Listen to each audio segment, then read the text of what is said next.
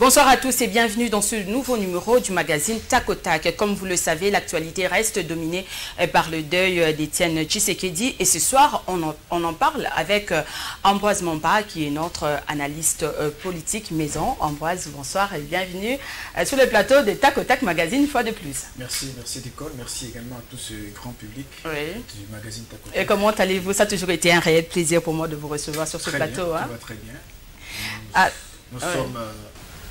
Nous avons répondu présent à cette invitation justement pour permettre à notre public d'avoir des bonnes analyses sur la question. En tout cas, merci de répondre à mon invitation, Ambroise. Alors, Ambroise Mamba, l'actualité, comme je venais de le dire tantôt, reste dominée par le deuil d'Étienne Tshisekedi. Et comment avez-vous analysé l'accueil de son corps ici à Kinshasa? En fait, personnellement, je ne croyais pas qu'il allait être accueilli de cette manière, étant donné qu'il est décédé. Et puis 2 ans après tous les débats qu'il y a eu autour de son décès, les débats qu'il y a eu autour du rapatriement de son corps, vous vous rappelez qu'à cette époque, le pouvoir de Kabila et la famille, le parti UDPS ne s'étaient pas mis d'accord sur le rapatriement de son corps. Et il y avait même des informations selon lesquelles il avait été déjà inhumé au niveau de Bruxelles. 2 ans après, j'ai un peu cru qu'il pouvait peut-être bien accueilli si le corps arrivait la journée. Mais quand j'ai vu le changement du programme, j'ai croyais peut-être qu'il ne va pas bien être accueilli. J'étais surpris de constater le contraire de ce que je pensais. J'ai trouvé qu'à l'aéroport, il y avait du monde et la procession fut longue. Vous imaginez un corps qui quitte l'aéroport à 20h30 pour n'arriver à l'hôpital du Cinquantenaire qu'à 3h30 minutes. Donc ça fait beaucoup d'heures, 2 escales au siège de l'UDPS, mais également à sa résidence. Mais il y avait ces combattants de l'UDPS qui voulaient accompagner le Sphinx de l'Humité, qui l'ont accueilli. Et je pense que cet accueil a prouvé qu'effectivement l'homme est encore porté dans le cœur de beaucoup de Congolais. Oui. Bon, comme vous venez de le dire tantôt, que ça faisait c'est un corps qui a fait 2 ans en Belgique, parce qu'à l'époque, les gens disaient qu'on avait déjà enterré à Bruxelles. Mais que pensez-vous de ces débats là maintenant? Ah oui, c'est un débat qui était tellement politique. C'est un débat politique. Vous savez, en politique, on dit qu'on ne se fait pas de cadeaux. On ne se fait pas vraiment de cadeaux. Parce qu'aujourd'hui, on les contextes dans lesquels il est décédé, c'était une mort naturelle, mais dans un contexte purement politique. Il y avait un dialogue qui s'était né au niveau du centre interdiocésain sous les auspices de la CENCO. À l'époque, le dialogue n'avait pas encore livré, il n'y avait pas encore de conclusions par rapport à ce dialogue, il n'y avait pas encore d'accord, ainsi de suite. Et les pouvoirs de Kabila et l'opposition étaient là à couteau tiré par rapport au partage des postes, parce qu'il fallait nommer un autre Premier ministre en remplacement de Sami Badibanga, qui était là à l'issue du dialogue de la Cité de l'Union africaine. Et c'est dans ce contexte que Étienne Tshisekedi est décédé. Et dans ce contexte, est-ce qu'il fallait ramener tout de suite les corps à Kinshasa? C'était la question. À cette époque, le parti voulait qu'on amène le corps à Kinshasa. Et je pense qu'au niveau du pouvoir de Kabila, il y a eu une certaine clairvoyance, parce qu'ils avaient évité que le corps d'une personnalité populaire de la Kaby de Tshisekedi arrive dans ce contexte au pays. On a géré cette affaire et le corps n'est pas arrivé.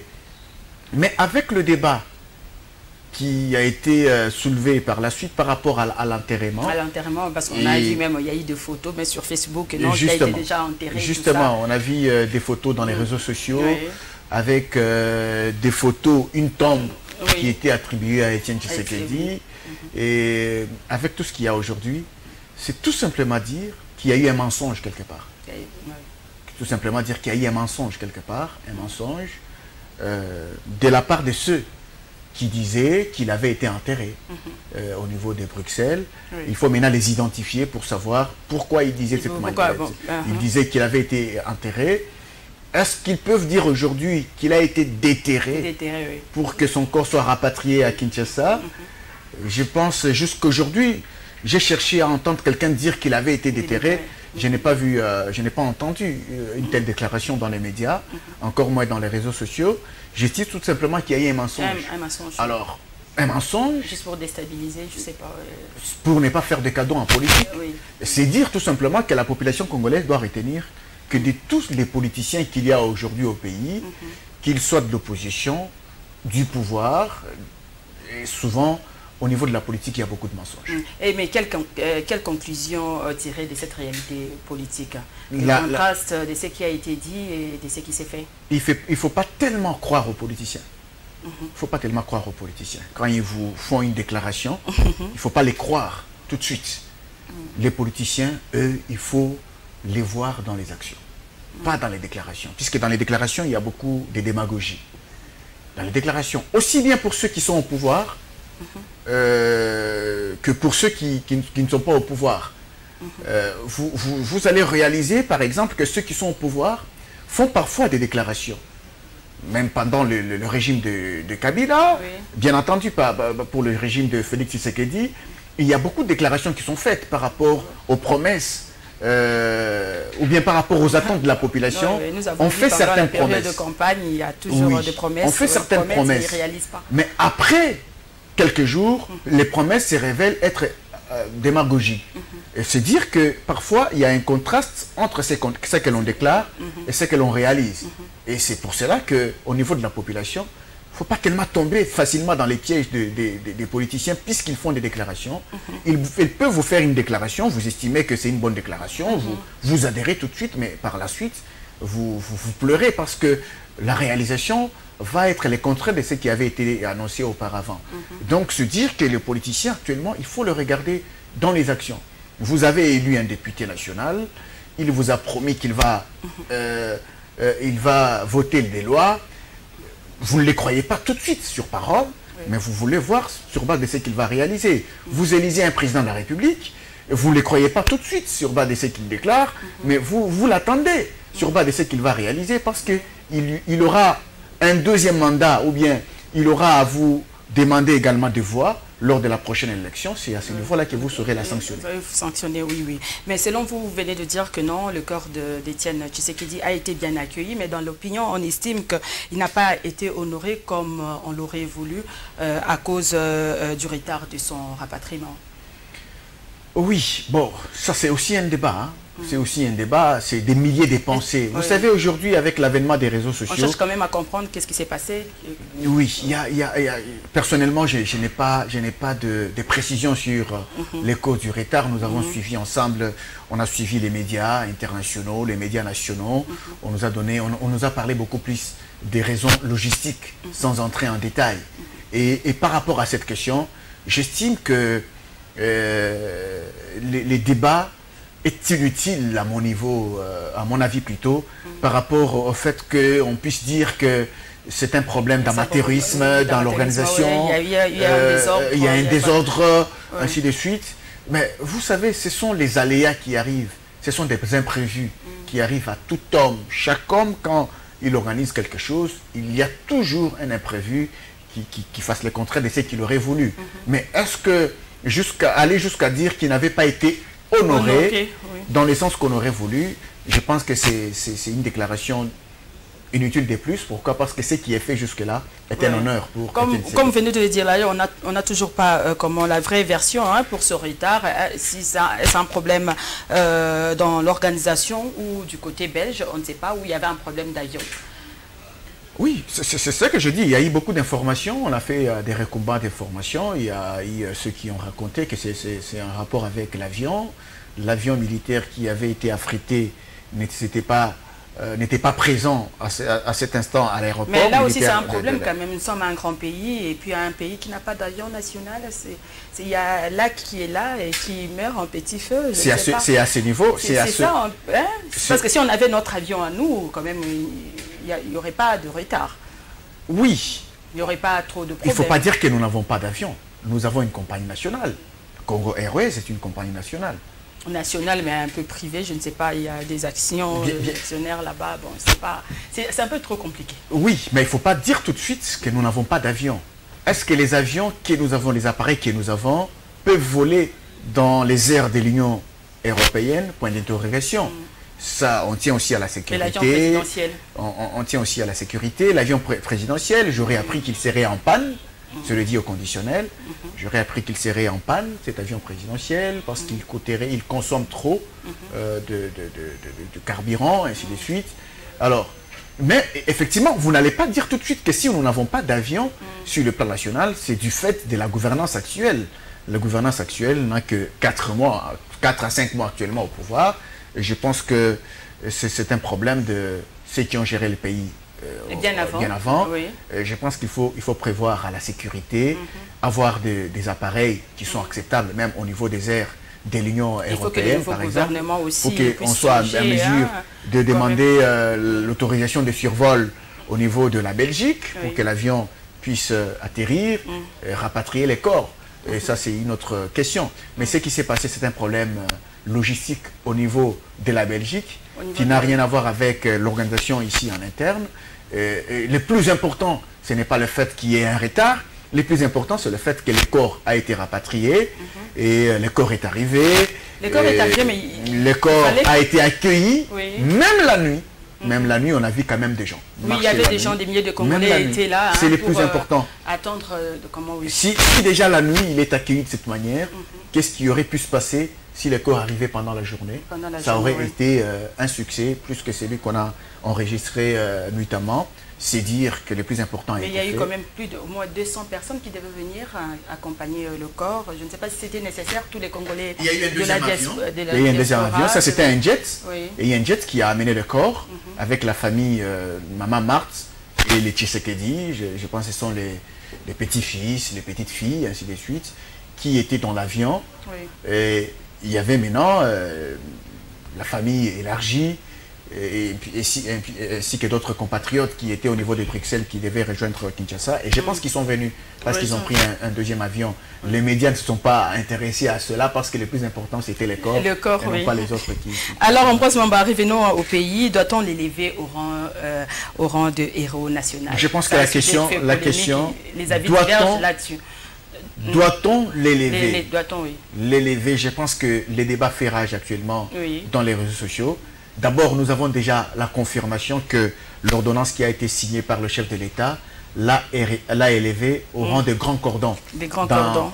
L'ordre héros national, Lumumba Kabila. Alors, se dire que c'est un début de processus pour son élévation en tant que héros national.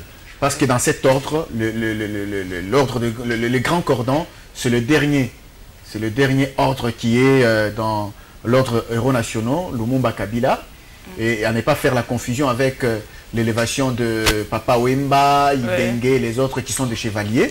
Et c'est dire tout simplement que le processus a été enclenché. Le processus a été enclenché pour qu'il soit élevé comme héros national. Mais les débats qu'il y a au niveau des réseaux sociaux, c'est qu'on veut savoir s'il y a une raison pour laquelle on doit l'élever en tant que héros national. Et est-ce possible d'avoir l'unanimité sur des questions sur ce point, par exemple, personnellement, je peux répondre par l'affirmative. Je peux répondre par l'affirmative, pourquoi? Parce que je suis désolé d'avoir lu un tweet d'une personnalité politique, j'étais son nom, qui a dit, parce que vous êtes arrivé au pouvoir, vous voulez élever votre père au rang des héros national, alors qu'il n'est mort que d'une il est mort d'une mort naturelle. Permettez-moi la tautologie. Alors, c'est comme si pour cette personnalité politique, héros national fait allusion à la manière dont on meurt. Non, ça c'est une erreur. Un héros. Bon, oui, c'est ça que je voulais dire. Dites-nous un peu qui peut-on appeler un héros je ne pense pas dans une société, oui. Je ne pense pas qu'il s'agit d'une définition de M. Ambroise Mamba.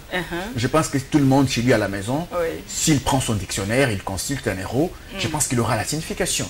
Il s'agit d'un personnage qui montre aux autres une voie, un chemin, une direction à suivre, un leader par rapport à une question bien donnée. Une personne qui s'élève dans un groupe qui refuse un certain traitement, qui souhaite la liberté. Oui. Cette personne qui fait preuve de courage par ses actes, par ses actions, est un héros. Dans tous les groupes, pour ceux qui suivent le match de football, lorsque une équipe qui souffre parvient à marquer un but, on appelle les buteurs héros. Parce qu'il parce que nombreux des Quinois pensent que, bon, des Congolais pensent qu'un héros, il doit mourir. C'est quelqu'un qui pour doit la mourir. population, pour le peuple, ou je avant, sais pas, avant la mort, doit tuer ou comment. Avant la mort, Oui, il y a un sur ce courage. point-là, Avant la mort, il y a un courage. On brave la peur. Une personne c'est un qui peu brave comme la qui peur va vite, hein. dans un groupe, Oui. un peu comme qui parle Jeanne d'Arc Voilà. là, en France. Une personne qui brave la peur Oui. dans un groupe est un héros. C'est un héros. Et pour le cas d'Étienne Tshisekedi, il est héros parce que il a bravé la peur. À l'époque d'ailleurs, au niveau de son parti l'UDPS, il n'en était pas le chef. Oui. Plusieurs au sein de l'UDPS avaient abandonné le combat Le combat, oui. à cause du fait que Mobutu, avec sa dictature, Oui. il réduisait au silence tous ceux qui voulaient s'opposer à lui. Mais à l'époque, Étienne Tshisekedi était le seul qui avait bravé la peur. Il y a eu un certain 17 janvier, j'ai lu un texte qui est écrit par un confrère, un estimé confrère, Bélard Mbouyi, Oui. que j'ai beaucoup apprécié. Il est titré « Les jours où il fut... les jours où il devient le héros ». Le héros, oui. Un 17 janvier 1988, à Pongabu, alors que tout le monde avait peur, C'est ce jour-là qu'il est devenu héros. Oui. Parce qu'il avait bravé la peur, il a tenu un meeting, personne n'osait faire quelque chose de pareil, il a été arrêté, il y a eu des morts, il y a eu des blessés, mais lui n'a pas lâché prise. Il a été emprisonné, sa chemise baignée dans le sang, il a été emprisonné, et en prison où il était, il a eu la grâce de trouver un monsieur qui a pris soin de lui, il a été soigné, il est sorti de la prison quelques jours après, il n'a pas lâché prise, il a continué, il a été relégué dans son pays, dans son village, plusieurs fois il a fait la prison. Une personnalité comme ça, juste pour arracher quoi? Pour obtenir la démocratie. Parce qu'il y a des gens qui sont en train un peu de comparer avec Mamadou Ndala, tout ça, héros national, ou Mouzé Kabila, le père. Mamadou Ndala était un... Mamadou Ndala est mort. Mamadou Ndala est mort au combat. C'est un militaire qui a fait preuve de courage. Il était dans son travail. Mais ici, il s'agit d'une voix pour la libération de tout un peuple. Un peuple qui était pratiquement dans le carcan de la dictature de Mobutu. Et c'est ce personnage... Il n'y a pas une dose de la politique là-dedans, un peu? Parce que quand Kabila le père est décédé, il a été élevé au rang d'héros national et aujourd'hui... L'élévation de Kabila n'est pas liée à la dictature de Mobutu. L'élévation de Mouzé Laurent Désiré Kabila n'est pas liée à la dictature de Mobutu. Je pense que l'élévation de Mouzé Laurent Désiré Kabila est mort, est liée à son assassinat. Parce qu'on dit qu'il a combattu, on dit de lui qu'il a combattu l'impérialisme. Oui. C'est aussi une forme de courage. Lorsque vous combattez l'impérialisme et que ces impérialistes vous tuent, vous avez fait preuve de courage. Mais par rapport à la dose politique, c'est parce qu'il y a un débat. Aujourd'hui, c'est parce que Joseph Kabila était président de la République. Parce que demain, quand il avait la majorité aussi, au niveau de l'Assemblée nationale. Oui. Effectivement, on a fait d'Emzé Laurent Désiré Kabila héros national. Oui. Aujourd'hui, Félix Tshisekedi, président de la République, il admet déjà son père dans l'ordre des héros nationaux. Il admet, comme grand cordon. Il l'admet. C'est un début de processus. Ce qui fait dire que le processus, plus tard, après 2 ans, 3 ans, 10 ans, il peut être élevé au rang des héros nationaux. Mais je pense que le processus passe par l'Assemblée nationale. Ce qu'il faut dire qu'avec la configuration actuelle de l'Assemblée nationale, où on a la majorité et FCC, il est difficile de voir le FCC voter pour l'élévation de Étienne Tshisekedi comme héros national. Oui. Là, peut-être Félix Tshisekedi aura attendu longtemps pour que l'UDPS ou CASH ait la majorité au niveau de l'Assemblée nationale pour qu'il y ait une motion dans ce sens afin de lever Étienne Tshisekedi comme héros national. Ah oui. Et je pense que la dose politique, c'est à ce niveau. Tout le monde se sert. Joseph Kabila s'est servi à travers Mouzé Laurent Désiré Kabila. Félix, aujourd'hui, cherche aussi à se servir. Mais le débat demeure objectif. quand un débat demeure objectif par rapport au courage de Etienne Tshisekedi, tout le monde soutient. Je pense que même au niveau de la Mouka, le problème au niveau de la Mouka, s'il y a des leaders qui refusent cela à Félix aujourd'hui, c'est tout simplement parce qu'ils contextent la victoire de Félix à la présidentielle du 30 décembre 2018. Oui, est-ce qu'on peut dire aujourd'hui, après l'enterrement d'Étienne Tshisekedi, qu'il nous a introduit dans une autre sphère? Oui, hein? On peut maintenant vivre la démocratie. Maintenant, la démocratie, il n'y aura plus des coups d'État ou comment, je ne sais pas. Je réponds à cette question par l'affirmative. Est-ce que vous savez que le peuple congolais a tellement souffert pour arriver à l'organisation des élections? Il y a eu des élections en 2006, en 2011, mais pour avoir l'élection de 2016, c'était tout à fait un problème. C'est un secret des polichinelles que le pouvoir de Kabila n'en voulait pas. Que le pouvoir de Kabila n'en voulait pas. C'est un secret des polichinelles. Et on a eu des subterfuges pour arriver au changement de la Constitution. Ça n'a pas tenu parce qu'il y a eu un peuple qui s'est mis debout. En 2015, après les concertations nationales, il y a eu une tentative de changement de la Constitution pour permettre à Joseph Kabila de briguer un troisième mandat. Il y a eu ces débats au niveau du pouvoir de Kabila avec M. Jean-Cyrus Mirindi. Cette possibilité juridique pour Joseph Kabila de briguer un troisième mandat, tout ça, c'était des tentatives. Mais le problème, c'est que qu'est-ce qui a freiné cela? Cela a été freiné par un peuple qui était déjà libre. Un peuple qui avait déjà été libéré par celui qu'on enterre aujourd'hui. Etienne Tshisekedi, qui a dit au peuple, bravez la peur. Il faut dire non. Et le peuple a dit non. Et justement, quand le peuple a dit non, il y a eu maintenant les deux dialogues. Celui de la Cité de l'Union africaine et celui de la CENCO. Et ce dialogue nous a amenés aux élections que nous avons aujourd'hui. Et même les élections, pour qu'on puisse avoir à proclamer Félix Tshisekedi comme le gagnant de cette élection, il y a eu des problèmes. Et se dire tout simplement que le peuple congolais est devenu mature. Un peuple qui ne veut plus des coups d'État, un peuple qui veut la démocratie. Et c'est grâce à Etienne Tshisekedi, il faut le reconnaître. Il a enrôlé ce peuple dans la résistance, résister à une autorité qui veut conserver les pouvoirs de force.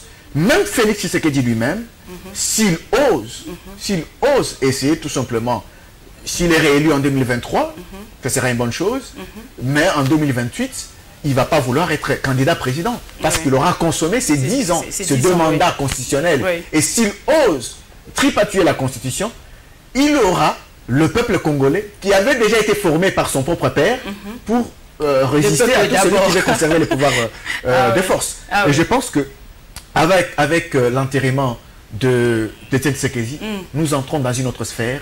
Plus question de coup d'État, c'est la démocratie au pays, c'est l'état des droits, même si aujourd'hui, avec la configuration actuelle au niveau de l'Assemblée nationale, le pouvoir actuel n'a pas encore tous les leviers de pouvoir pour nous donner le véritable état des droits. Je pense que c'est un début. Le début a toujours été difficile, mais il faut continuer sur cette. Alors, Ambroise Mwamba, des chefs d'État africains ont fait les déplacements de Kinshasa, contrairement à l'investiture de Félix Tshisekedi. Qu'est-ce qui peut les avoir stimulés de venir?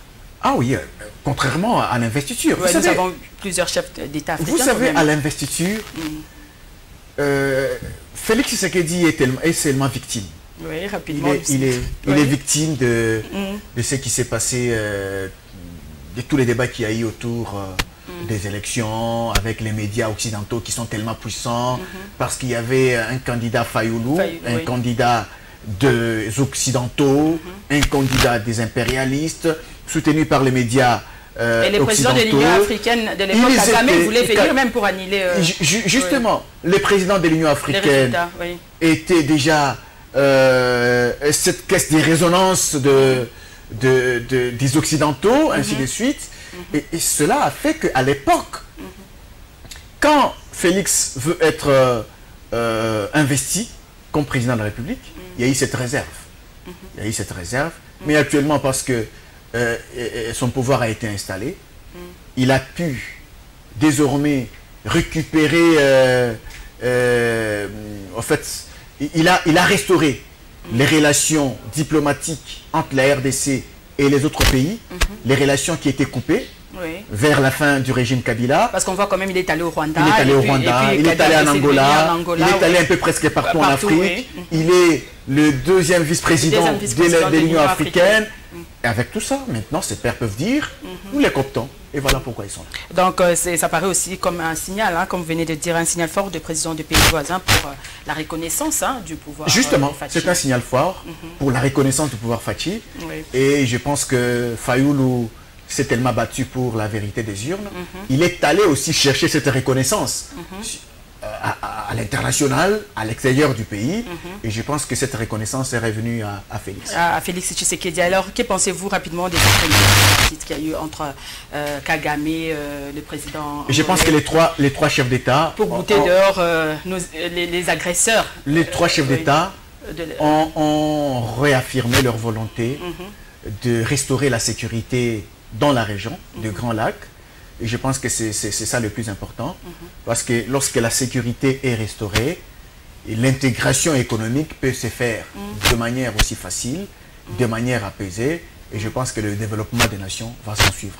Et je pense que c'est une volonté pour les trois chefs d'État, même s'il y a des brouilles, lorsque il y a quand même des ambitions hégémoniques qui étaient dans les chefs du président rwandais Paul Kagame, et qui peut peut-être demeurer encore là dans son cœur, mais je pense qu'avec cette tripartite, il essaie quand même de voir que le Congo de plus en plus essaye de parler un nouveau langage sur le plan diplomatique et essaye aussi de se renforcer par rapport à la défense de l'intégrité territoriale. Je pense qu'il ne va pas oser. Eh ben, revenons au deuil, hein. Les opposants de la Mouka sont les plus absents. Hein. On n'a pas vu comment Fayoulou, qui n'était pas là, on leur a refusé ou eux-mêmes ont décidé... je suis en train de déplorer par rapport à cette question. Nous n'avons pas vu Katumbi, on n'a pas vu Moïse, comment Moïse Katumbi et puis Fayoulou n'étaient pas là. Et même Joseph Kabila aussi n'est pas venu. Mais Joseph Kabila lui-même n'est pas venu, il s'est fait représenter. Mais nous avons vu la famille de Mobutu, hein. Mobutu était là, ils étaient même applaudis. Même applaudis lorsqu'il fallait que cette famille aille déposer sa gerbe de fleurs. Bon, par rapport aux gens de la Mouka, je suis en train de déplorer ce que j'appelle politique ahurie. Il s'agit de la politique ahurie. Je vois très mal Martin Fayoulou demander à ses militants dans ses différents meetings d'observer une minute de silence en faveur d'Étienne Tshisekedi et que lui-même, le Fayoulou, qui demande à ses militants d'observer la minute de silence, brille par l'absence. Lorsque le même corps il y a eu quand même quelques membres de son parti arrivés. Hein, c'est à ce niveau. Les grands esprits, on les découvre dans ces genres de situations. Il devait quand même être là. Dans ces genres de situations. Ça signifie que ce n'est plus la politique. C'est un deuil. Là, mais non, hein. Félix va demeurer le fils de Étienne Tshisekedi. Vous contestez son élection. Mais à l'époque, c'était quand même allié à vous ne contestez pas la mort. La mort, oui, c'est ça le problème. Ou bien vous ne contestez pas l'organisation des obsèques. Nous sommes des Africains et on devait quand même venir faire un geste. Vous ne contestez pas... Un acte de présence, ça serait une bonne chose. Vous ne contestez pas l'organisation des obsèques de celui que vous appelez votre propre père idéologique. Donc, je pense que Martin Fayoulou a raté l'occasion de très grand. Bon, il y a eu aussi des informations qu'on a reçues qu'il y aurait un groupe de gens qui étaient préparés pour les huer. Peut-être par rapport à ça, il a aussi raison. Pour sa sécurité aussi. Pour sa sécurité. Il a refusé de se faire humilier. S'il n'y avait peut-être pas ça, il serait venu. Mais pour Joseph Kabila, je déplore seulement son absence. Et quel souvenir gardez-vous d'Étienne Tshisekedi personnellement? En tant que journaliste, j'ai un souvenir, il m'a fait asseoir. Ah oui, je me rappelle. Il m'a fait asseoir. Vous racontez toujours Je lui ai posé une question qui a énervé. Dans sa propre résidence, sous sa paillote, là où il avait prêté serment, bien avant sa prestation de serment, c'était un certain 26 novembre 2011. Un certain 26 novembre 2011, je n'ai jamais oublié ça. Je lui ai posé une question. Un monsieur très radical. Il voulait aller tenir son meeting au stade de Martyr, alors que le meeting était interdit par le gouverneur André Kimbuta. Je lui ai demandé comment allez-vous tenir le meeting, parce que le meeting a été interdit. Joseph Kabila s'est plié, il n'a pas tenu son meeting. Vous ne vous pliez pas. Est-ce une rébellion? il s'est énervé contre moi. Il m'a demandé de me rasseoir. Voilà les souvenirs que j'ai gardés. En tout cas, c'est une bonne chose. Alors, pour finir, la dernière question, on a pratiquement oublié la formation du gouvernement avec le problème du deuil. Hein. Peut-être après. Oui, je pense que c'est après. L'actualité maintenant, c'est le deuil. Oui. Après l'enterrement déjà, oui, on enterre déjà. Ce samedi, on a déjà enterré. Je pense qu'on va parler maintenant du gouvernement. Oui. Le plus important, c'est qu'ils se sont entendus par rapport à la répartition des postes. Oui. Maintenant, il faut mettre les noms sur les fonctions. Et puis, on aura l'équipe gouvernementale. Ah oui, ça sera tout, Ambroise Mwamba. Merci, pour vos analyses et merci d'être venu. Merci. Alors, ce sera tout, mesdames et messieurs. C'est la fin de cette émission. Je rappelle que je recevais pour vous Ambroise Mwamba, qui est notre analyste politique. Au revoir et à très bientôt. Merci.